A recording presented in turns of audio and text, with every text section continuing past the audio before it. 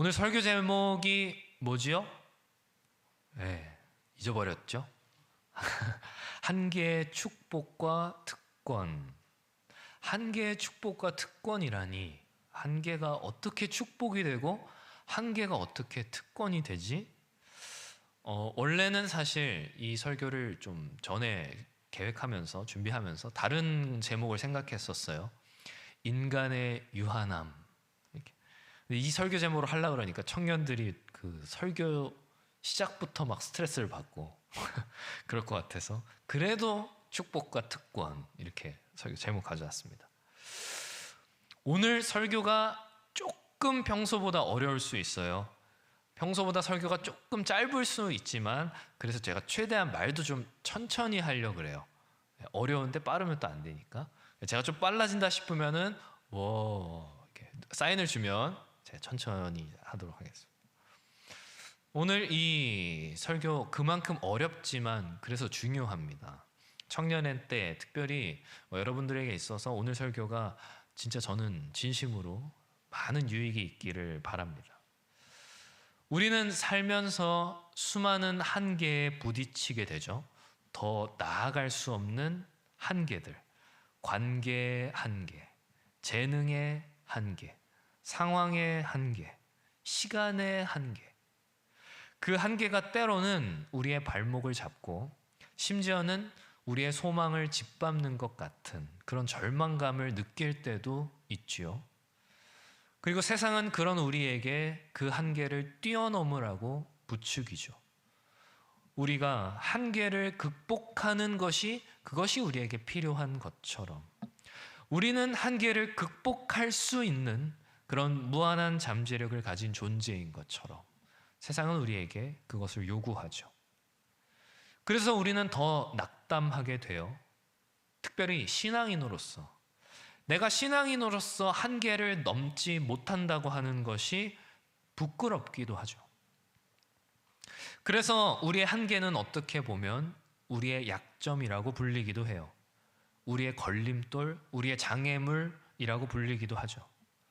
그래서 때로는 우리의 한계가 우리의 기도 제목이 되기도 하지요. 우리의 신앙을 가지고 이 한계를 넘을 수 있기를 우리는 기도하는 거죠. 한계를 넘어서는 것이 참된 신앙인 줄 아는 거죠. 하나님은, 신은 우리가 가지고 있는 한계를 초월하게 하시는 그런 분으로 생각하고 심지어 기도는 그 역사를 촉진시키거나 발생시키는 부싯돌이라고 생각하기도 하는 거예요. 그런데 오늘 본문의 야곱은 인간에게 있어서 가장 핵심적인 한계, 가장 큰 약점이라고 할 수 있는 이 죽음이라고 하는 한계를 맞아서 그 자신의 유한함 가운데 어떤 행동을 하는지 보세요. 그가 무엇을 했는지 보세요. 그리고 성경은 그것을 가리켜서 왜 믿음이라고 부르는지 우린 그것을 알아야 되는 거죠. 인간은 유한해요. 유한하다라고 하는 것은 무한하다는 것의 반대죠. 유한, 한계가 있다라는 거죠. 근데 우리는 생각해 볼 필요가 있어요. 아니, 사람은 왜 유한한가? 왜 사람은 한계를 가지고 있는가? 우리가 가진 한계는 그래서 우리로 하여금 수많은 초인들이나 어떤 이능력자들의 영화에 더 열광하게 만드는지도 모르겠어요. 자동차보다 빨리 달리고 막 하늘을 날아다니고 그런 초인들을 보면서 우리는 우리가 가진 한계를 대리만족하는지도 모르겠어요. 물론 인간이라고 하는 존재가 가진 그 존재론적인 한계가 아니라 하더라도 우리는 이 사회 속에 하나의 객체로서의 한계 또한 느끼게 되죠. 외모의 한계, 재능의 한계, 환경의 한계. 저는 이렇게 생각해 본 적 없지만 나는 왜 이렇게 생겼을까? 나는 왜 저 사람처럼 예쁘지 않을까? 나는 왜 재능이 많지 않을까? 나는 왜 좋은 환경에서 풍요롭게 태어나지 못하였을까? 타인과의 비교 가운데에서 개인적으로 느끼는 우리의 한계는 우리의 존재 자체를 부정적으로 이끌게 되죠. 이 사회의 구성원으로서 한 객체로서 나를 부정적으로 생각하게 만들죠. 현대인의 우울증은 여기서 비롯되는 것이 굉장히 많아요. 그리고 신앙인들은 여기에 더해서 이 한계를 극복하는 것이 믿음이라고, 신앙이라고 생각해버리는 경우가 많죠. 그래서 때로는 신앙, 믿음이라는 이름으로 우리의 한계는 애써 외면되고, 아니면 그것이 마치 나에게서 사라진 것처럼 숨기게 되어버리죠. 조금 적나라하게 말하자면 한계를 뛰어넘은 척 하게 되는 거죠. 그렇게 한계를 뛰어넘은 척 신앙생활 하다가 숨겨뒀던 우리의 한계를, 숨겨왔던 나의 한계를 마주하게 되면 좌절해요. 낙담해요. 나는 믿음으로 이걸 초월한 줄 알았는데, 신앙으로 이걸 뛰어넘은 줄 알았는데 내 믿음이 부족한가 의심하게 되기도 하죠. 심지어는 하나님이 나를 버리신 건 아닌가? 외면하신 건 아닌가? 이런 불안감에 빠지기도 하는 거죠. 우리가 한계를 반드시 극복해야 할, 뛰어넘어야 할 어떤 장애물로 인식하니까 그런 거예요. 신앙이라고 하는 것은 그 한계를 뛰어넘게 하는 디딤돌이라고 생각하니까 그런 거예요. 한계에 부딪힌다고 하는 건 나에게 있어서, 신앙인에게 있어서 실패요, 수치라고 생각하니까 그런 겁니다. 아니, 이스라엘 백성들 앞에선 홍해가 갈라졌는데, 다니엘은 사자굴에서도 살아남았다는데 왜 나는 초월적이고 신비한 믿음의 역사로 한계를 뛰어넘지 못하는가 절망하고 부끄러워지는 거죠. 그래서 간절히 하나님을 찾아요. 하나님, 내가 나의 유한함을 넘을 수 있도록 해주세요. 한계 너머의 초월자를 찾는 거죠. 그 초월자께서 나를 초자연적이고 신비한 기적적인 방식으로 한계라고 하는 나의 담을 넘게 해주길 바라는 거죠. 아니, 그렇게라도 해서 하나님을 찾는 건 좋은 게 아닌가? 그런데 가만히 보면 이거는 무속신앙에서도 보이는 모습들이라는 거예요. 조금 더 적나라하게 이야기하자면 이건 주술적인 신과 다를 바가 없다라는 거죠. 주술을 통하여서 나를 묶고 있는, 나를 가두고 있는 저주를 풀어내듯이 한계를 풀어내려 하는 시도란 말이죠. 그만큼 우리는 우리의 유한함을 오해하고 있는 경우가 많다는 겁니다.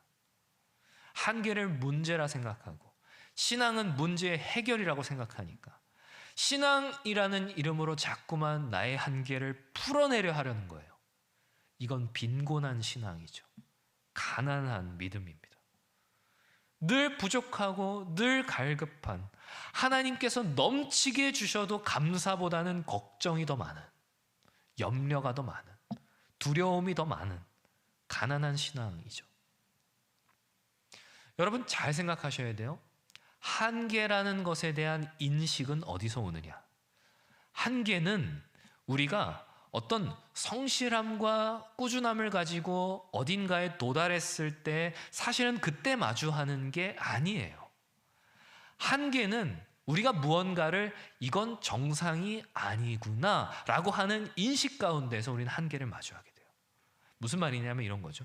아까 말했던 다니엘이나 홍해 앞에 이스라엘이 아니더라도 성경에 보면 맹인이나 전은자, 중풍병자들이 신앙을 통하여 자신이 가진 장애를 회복하는 모습은 우리에게 그런 인식을 부여한다는 거예요. 어떤 인식? 아, 하나님은 우리의 비정상을 정상으로 회복해 주시는구나. 맞아요. 맞는 말이죠. 하나님은 우리를 회복해 주시는 분이죠. 그런데 그 비정상, 정상이 아니라고 하는 인식을 우리는 하나님의 시각이 아닌 나의 욕망에다 투영해버리는 겁니다. 나는 가진 게 왜 이렇게 없어? 난 비정상이야. 나는 왜 이렇게 못났어? 나는 비정상이야. 나는 왜 이렇게 재능이 없어? 나는 왜 이렇게 비정상인 것밖에 없어? 내 욕망이 나를 비정상으로 만들고 내 한계를 만드는 거예요. 실제로 여러분 생각해 보세요. 여러분의 기도가, 여러분의 간절함이 여러분이 하나님을 찾아서 넘고 싶어 하는 여러분의 한계가 정말로 그것이 하나님이 보기에 비정상인지 아니면 나의 욕망인지 잘 생각해 보시라는 거예요. 성경이 말하는 비정상에서 정상으로의 회복은 본질적으로 다 죄로부터의 구원을 가리켜요. 그러니까 성경은 우리가 한계라는 것에서 죄를 자각하기를 원하지 한계로부터 나의 욕망을 끌어내길 원하지 않는단 말이죠. 그래서 우리가 신앙이라는 이름으로 비신앙인과 나는 이런 면에서 달라야 한다라고 하는 기대가 있는 그 지점이 한계라고 하는 선에 걸쳐지게 되면서 사실은 우리의 욕망과 우리의 욕심이 얼마나 기적적으로 이루어지느냐, 이 척도를 가지고 우리는 세상과 구별되려 한다는 거예요. 이게 사실 얼마나 세속적이고 얼마나 주술적인 가난한 신앙이냐고요. 성경에 나오는 인물들의 기적적인 사건들만 가지고 와서 그 사람들이 한계 가운데 살아왔던 그 수많은 신앙의 삶들을 얼마나 가치 없게 만드냐는 거예요.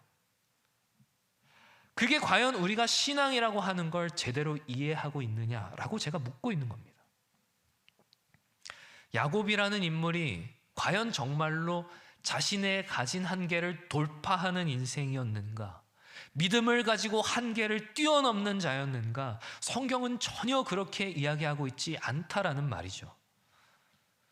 하나님이 그 눈물을 닦아주셨다라고 하는 것에서부터 우리의 눈물은 불필요한 것이고 눈물은 우리의 한계이기 때문에 우리는 눈물 자체를 흘려서도 안 되고 우리의 인생에서 눈물이 제거되어야 하는 것이 그게 과연 우리가 하나님께 대한 정당한 신앙적 요구인가? 우리는 되돌아봐야 한다는 말을 지금 하고 있는 겁니다.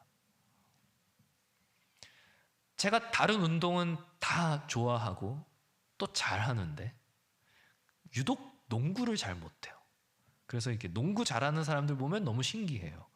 가끔 뭐 NBA, 르브론 제임스, 뭐 하든, 커리 뭐 이런 선수들 보면 야 대단하다. 쏘면 그냥 다 들어가.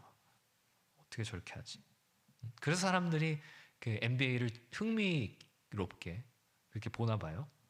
근데 만약 생각해 보세요. 농구라고 하는 경기에 한계가 사라진다고 생각해 보세요. 드리블을 안 해도 돼요. 공을 들고 막 우당탕탕 달려가도 돼요. 골대에 꼭 공을 안 넣어도 돼요.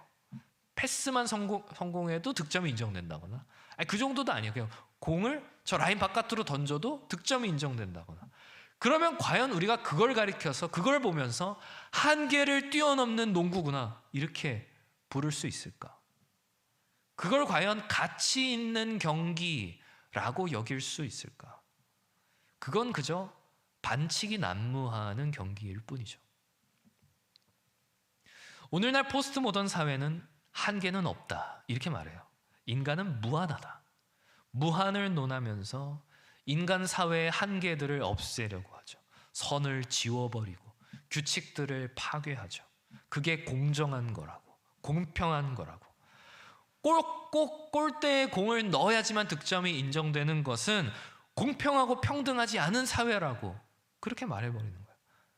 그건 그저 반칙을 공정이라는 포장지로 싸매려고 하는 간교함일 뿐이죠. 한계가 가진 가치를, 한계가 그것을 가치 있게 만든다는 것을 모른다는 거예요. 우리도 마찬가지예요. 어쩌면 우리가 가진 한계는 우리를 가치 있게 만드는 것일지도 모르는데 말이죠. 신앙은 한계를 강제로 뛰어넘는 반칙 같은 게 아니에요.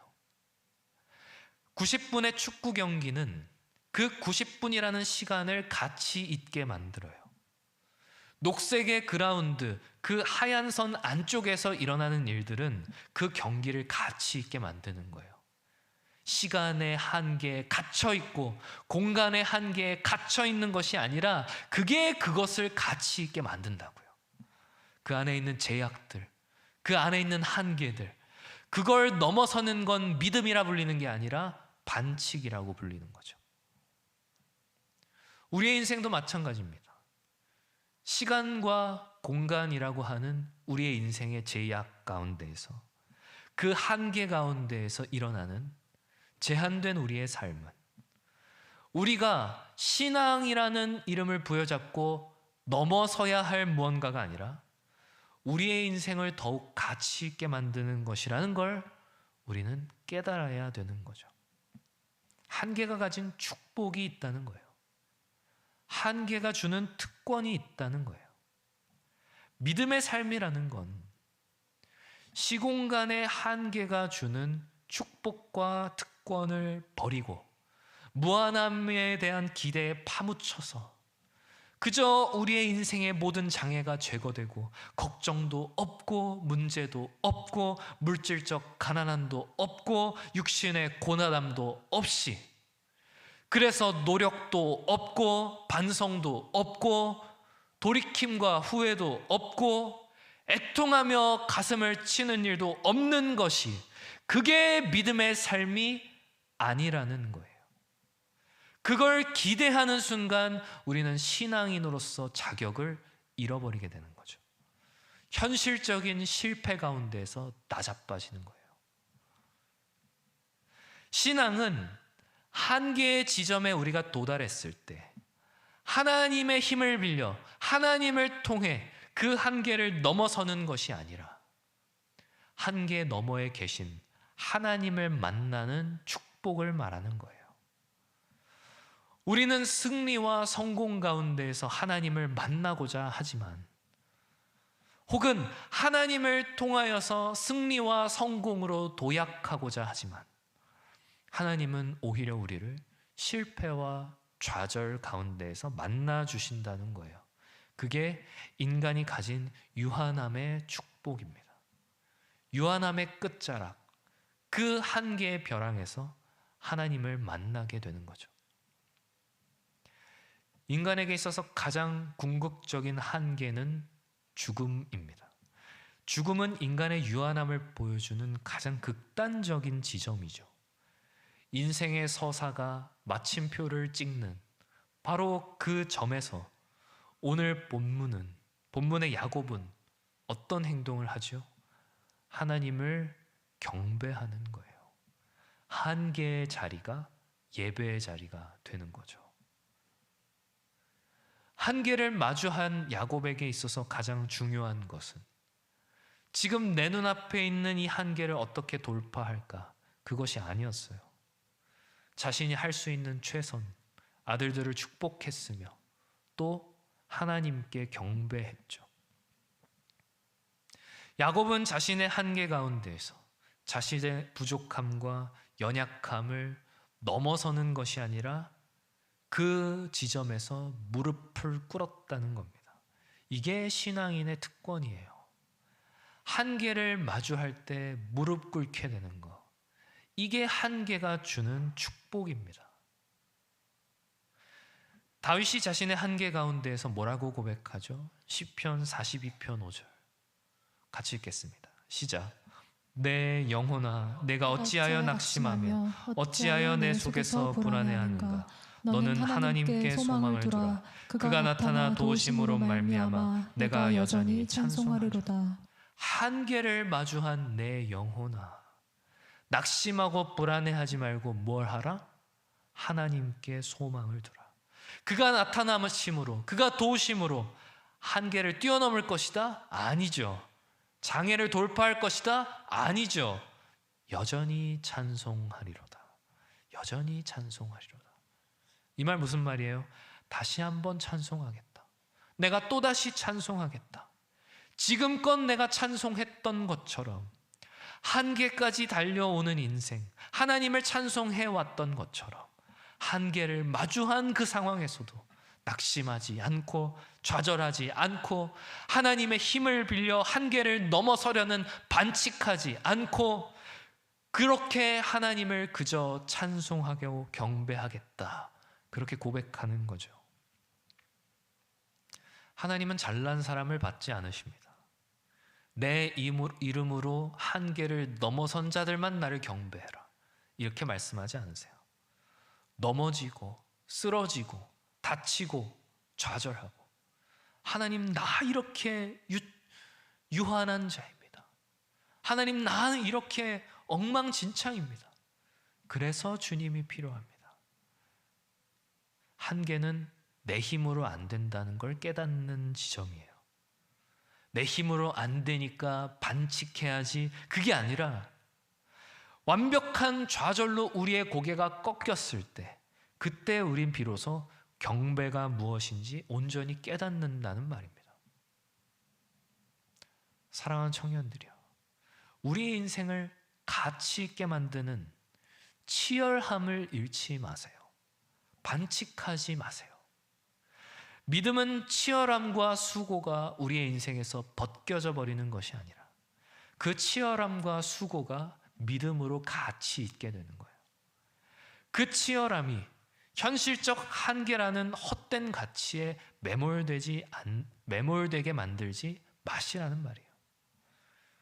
우리의 유한함이 허락하는 그 범주 안에서 내가 최선을 다한다고 하는 것이, 그것이 영원한 것과는 아득하게 멀어 보인다 할지라도 한계에 도달한 지점, 그 끝에서 우리는 진정으로 경배할 대상이 누구인지 마주하게 될 거란 말이에요.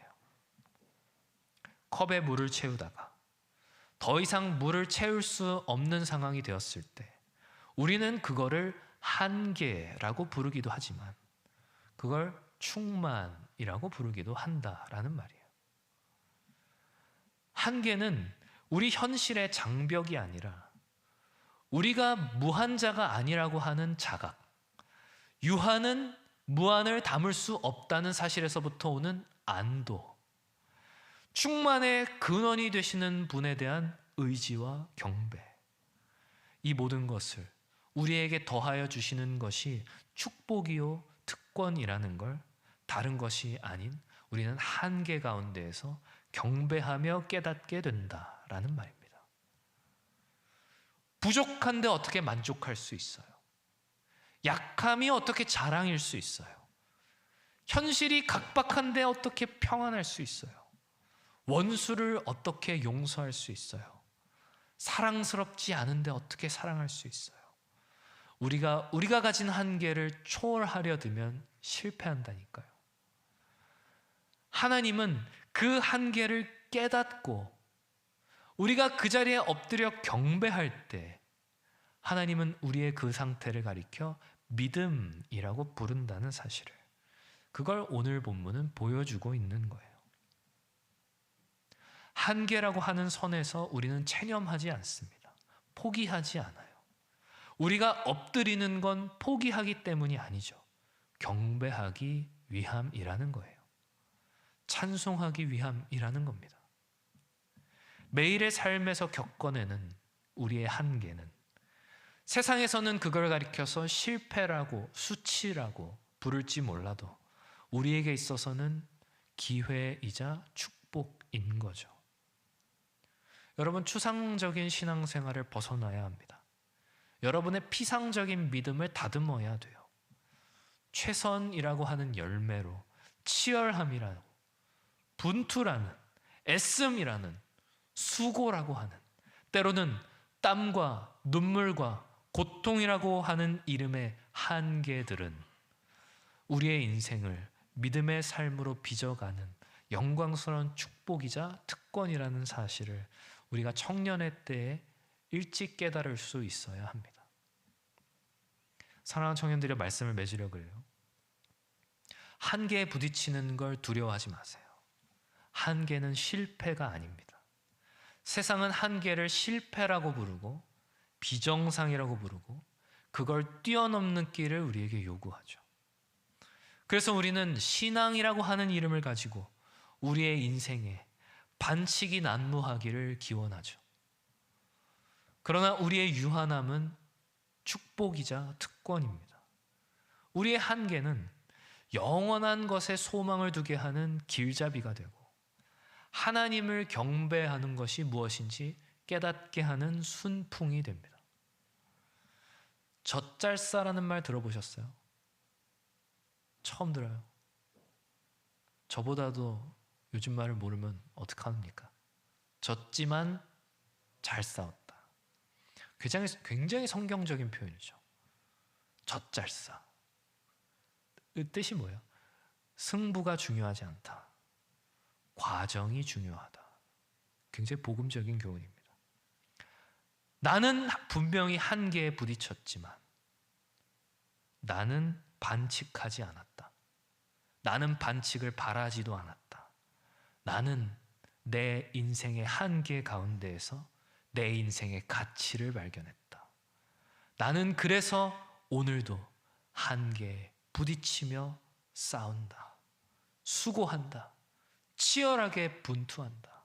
이것이 우리 그리스도인들의 다짐이자 신념이어야 하는 거죠. 축구 경기의 스코어가 그 경기의 가치를 매길 수 없는 거예요.